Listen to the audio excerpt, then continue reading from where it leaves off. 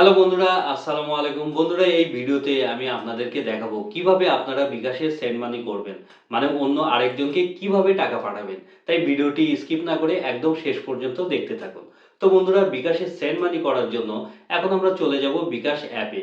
তারপর এখানে pin number অথবা ফিঙ্গারপ্রিন্ট দিয়ে লগইন করব। আমার যেহেতু ফিঙ্গারপ্রিন্ট সেট করাই আছে, তাই আমি ফিঙ্গারপ্রিন্ট দিয়ে লগইন করব। আপনাদের যদি ফিঙ্গারপ্রিন্ট সেট করা না থাকে, তাহলে আপনারা চাইলেই ফিঙ্গারপ্রিন্ট খুব সহজেই সেট করে নিতে পারেন। আর কিভাবে করবেন সেটার একটা ফুল ভিডিও আছে আমার, লিঙ্কটা আমি ডেসক্রিপশন বক্সে দিয়ে দিব, আপনারা ওখান থেকে দেখে নিতে পারেন। এখন ফিঙ্গারপ্রিন্ট দিয়ে লগইন করলাম। তারপর এখানে সেন্ড মানি এই অপশনে ক্লিক করি। এরপর যাকে টাকাটা পাঠাবো তার নাম্বার এখানে দিয়ে দিব। তবে অবশ্যই যাকে টাকাটা পাঠাবো তারও বিকাশ অ্যাকাউন্ট থাকতে হবে। এখন এখানে বিকাশ নাম্বার দিয়ে দিই। তারপর ডান সাইডে এই অ্যারো চিহ্নতে ক্লিক করি। এরপর এখানে দেখেন আমার টোটাল ব্যালেন্স শো করতেছে এবং সেন্ড মানি করতে হলে অবশ্যই আপনার অ্যাকাউন্টে পর্যাপ্ত পরিমাণ টাকা থাকতে হবে। টাকা না থাকলে কিন্তু পাঠাতে পারবেন না।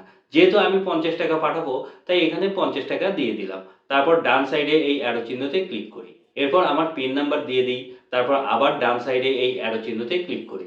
এরপর নিচে এই লাল জায়গায় ট্যাপ করে ধরে রাখলেই মানি সেন্ড হয়ে যাবে। আর এইভাবে আপনারাও যে কাউকেই টাকা পাঠাতে পারবেন। তবে অবশ্যই আপনাদের অ্যাকাউন্টে পর্যাপ্ত পরিমাণ টাকা থাকতে হবে। আর যদি টাকা নাও থাকে, বিকাশ থেকে আপনারা কিন্তু লোন নিতে পারবেন। আর কিভাবে লোন নিবেন সেটার ফুল প্রসেস আমার আরেকটা ভিডিওতে দেওয়া আছে। আপনারা চাইলেই দেখে নিতে পারেন।